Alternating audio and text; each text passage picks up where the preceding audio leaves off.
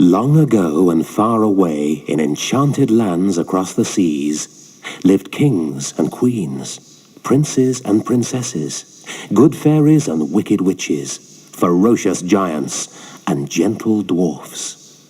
Their adventures and stories have been told for hundreds of years. Open the pages and listen to the words, and you too can join the magical world of Once Upon a Time.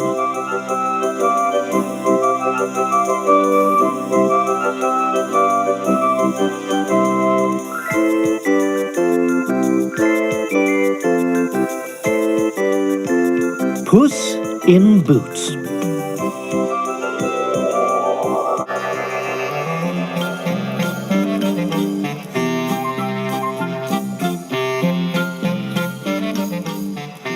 Once upon a time, there was a miller who had 3 sons.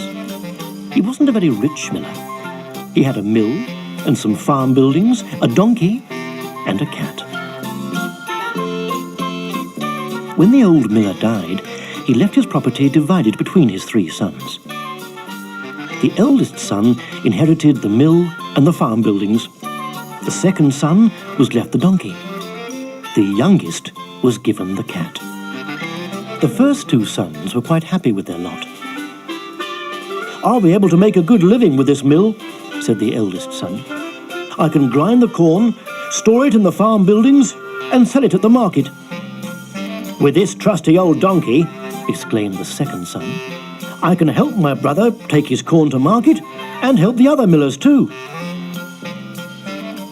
The youngest son listened to his brothers and then looked at the cat his father had left him. He was none too pleased. "Ha!" he grunted. "My brothers will be able to earn their fortune, while all I have is this miserable cat. I suppose I could always eat it if I was starving to death." At this, the cat sat up and looked at him in a very strange way. "Master," he purred, "your brothers may have inherited the more obvious routes to wealth, but I can assure you I'm no ordinary cat." The youngest son stared in surprise. The cat that spoke was definitely not an ordinary cat. He listened very carefully. "All I require," continued the cat, "is a hat with a plume, a bag, and a cape. But most importantly, a very special pair of boots. They must be long and brown with large gold buckles. With these things, I can make your fortune." The youngest son almost laughed out loud, but then he remembered that the cat had indeed always seemed very clever. He'd used all sorts of strange tricks to catch the mice and rats around the mill, and his father had always held the cat in high regard. "Well," replied the son, "I've only a few shillings left, so I may as well gamble them on you." He bought the cat a fine plumed cap, a bag, a red cape, and a magnificent pair of brown boots. The cat looked the picture of elegance as he dressed in his new outfit. "Brrr, thank you, master," he said. "I promise you will not be disappointed. But," he added, "you must do whatever I say the next time we meet." And so, the youngest son did not see the cat for several weeks. In fact, he began to wonder if the cat had run away with his fine cape and boots. But all this time, the cat was very busy. Every day, he would go hunting for rabbits and game, and because he was such a clever cat, by the end of the day, his bag was bulging with plump young rabbits and tender birds. And every day, the cat would go to the palace of the king and ask to see his majesty. When he was shown into the royal chamber, the cat would bow low and sweep off his plumed hat. As he produced a rabbit or bird from his bag, he would say, "Sire, may I offer you this humble gift from my master, the Marquis of Carabas, which he has asked me to present to you on his behalf?" "Pray inform your master," replied the king, who was most impressed, "that I thank him and accept the gift with great pleasure." For several weeks, the cat paid a daily visit to the king. The king began to be very curious about his loyal subject, the Marquis of Carabas. Meanwhile, the youngest son waited to hear from the clever cat who would make his fortune. Finally, the cat reappeared at the mill. "Good morning, master," he purred. "Do you remember that I told you the next time we met I would ask you to do something?" "Yes," replied the youngest son. "I remember it well." "Then listen carefully," said the cat. "Tomorrow morning you must go swimming in the lake by the road from the palace. All you have to do is swim. Leave the rest to me." The youngest son did not argue, and the following morning he did what the cat had ordered. Leaving his clothes in a neat pile on the side of the lake, he dived in and began to swim up and down. At that moment, the king drove by in a carriage with his beautiful daughter. Suddenly, the cat appeared at the side of the road. "Help! Help!" he cried. "My lord, the Marquis of Carabas, is drowning!" Hearing this cry, the king leant out of the carriage and recognized the cat who had brought him the gifts. He ordered his footman to rescue the Marquis from the lake. While they were pulling the Marquis from the lake, the cat explained to the king how some thieves had run off with his master's clothes.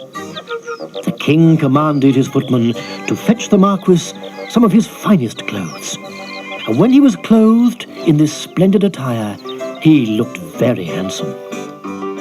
The king begged him to join them in his carriage, and as soon as the youngest son set eyes on the beautiful princess, he fell hopelessly in love. As the carriage progressed through the countryside, the king chattered happily to the courteous Marquis, while all the time the clever cat was up to his tricks.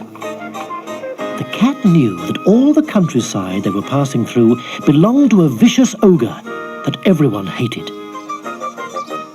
So he ran along in front of the coach, and to every farm labourer he met, he gave the same message.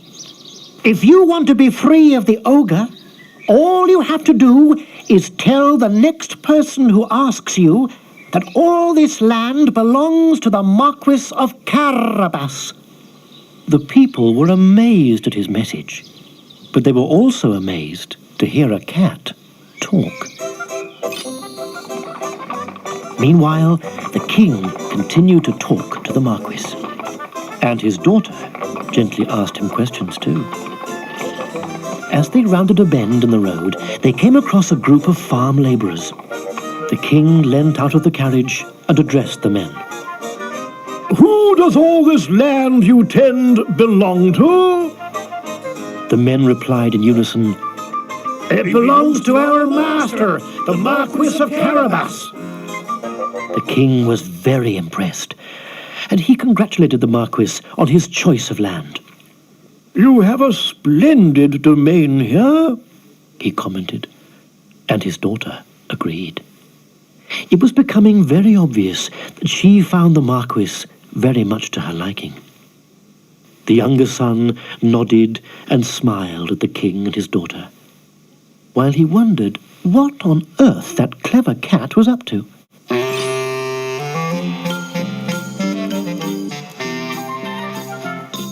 The cat was still walking in front of the carriage, and this time he came to a group of men and women harvesting the tall, golden corn. He repeated his promise to them. "If you tell the next person who asks you that this land and this corn belongs to the Marquis of Carabas, I promise to free you from the ogre's cruel rule." A few minutes later, the royal coach appeared. king was looking out of the window, and he could not help but notice the huge fields of golden corn with the men and women busy cutting it down. He called to the coachman to stop, and he leant out of the window and addressed the nearest harvester. "Good day, my man," He said. "Pray tell me, who owns all this fair land?" The man put down his scythe and replied, "Why, sire, it belongs to our good and noble lord, the Marquis of Carabas." The king was even more impressed. Well, He chuckled. "You certainly have some fine corn and the respect of those who work your land." The younger son kept smiling and nodding, while he wondered just what the cat would get up to next.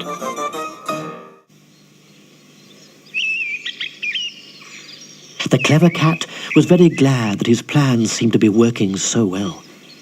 He watched the coach bowling along with the king and the princess, smiling and laughing with his master. "Brrr! Now for the next part of my plan," he purred, as he took a short cut through the fields to the ogre's castle. It was a very grand castle, and the ogre was a very fierce and terrible ogre. He frightened all the people with his loud voice and cruel ways. He was very rich because he scared the people so much that they gave him all their valuable things so he would leave them alone. His castle was full of gold and silver and precious jewels. The ogre had no friends and very few visitors, and so he was surprised when his servant announced that a cat in boots with a red cape and a hat with a plume wanted to pay his respects to the ogre. "Show him in," roared the ogre. "This should be fun. I haven't been cruel and mean and nasty to anyone for at least a day. A puss in boots. Let's see if I can make him shake in his boots then."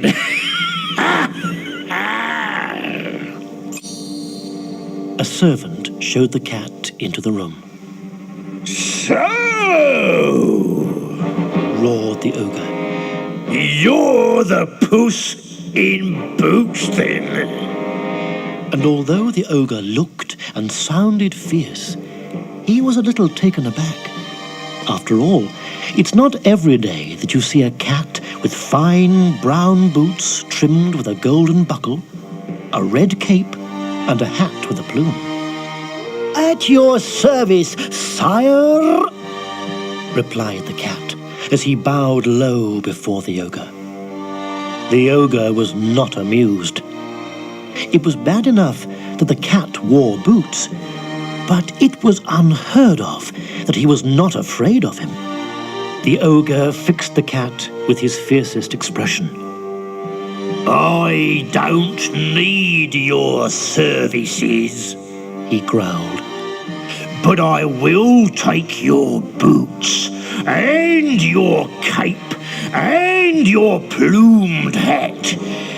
Then I will have something to remember you by after I have eaten you for my supper."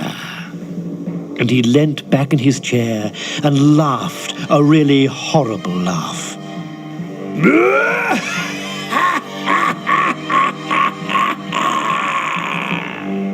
The cat was not at all afraid as he continued, "I have travelled a long way, sire, to pay you my respects, for I have heard that you can perform amazing feats. I have even heard it said that you can turn yourself into anything you want." The ogre was easily flattered. "Well," He said, What you have heard is true. I can turn myself into anything I wish. Can you turn yourself into an animal? Asked the cat in awe. Oh, yes, Boasted the ogre. I could be a horse, or a cow, or a dog, or a...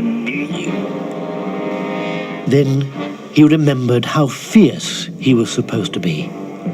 or a lion. I don't believe you, taunted the cat.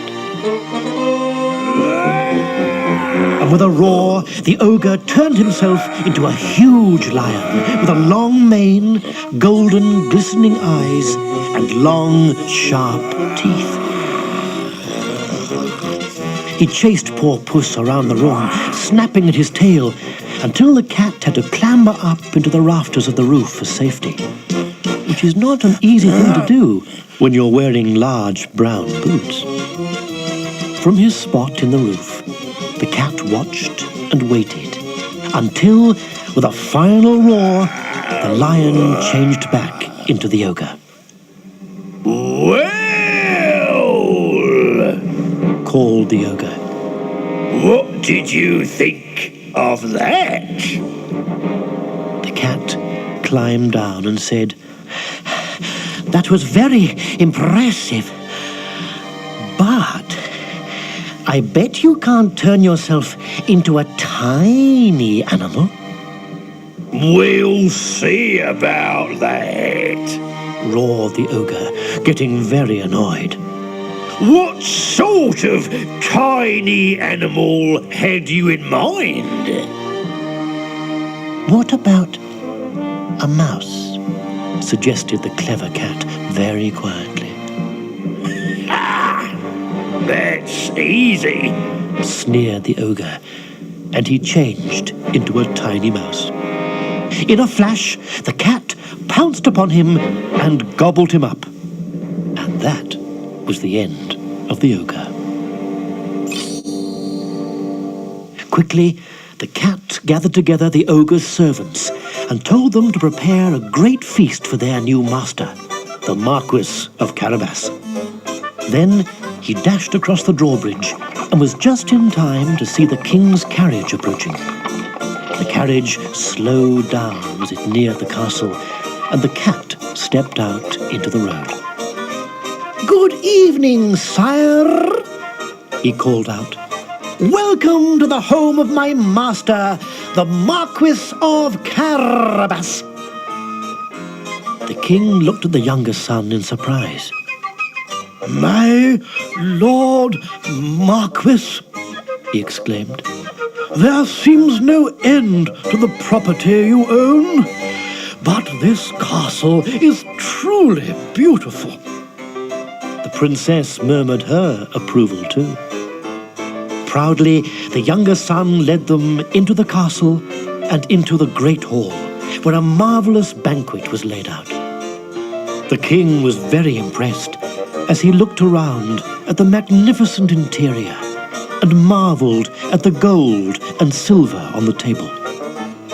The princess was busy looking too, but only at the younger son, who held her hand gently as he led her to the table. By the time the meal was ended, the king had agreed to give the hand of his beautiful daughter to the Marquis of Carabas. Shortly afterwards, the Marquis and the princess were married. The clever cat was the guest of honor, and he lived the rest of his days in the castle, entertaining royal guests, chasing mice when he felt like it, and generally behaving like a lord. In fact, the Marquis made him a lord as a thank you for making his fortune.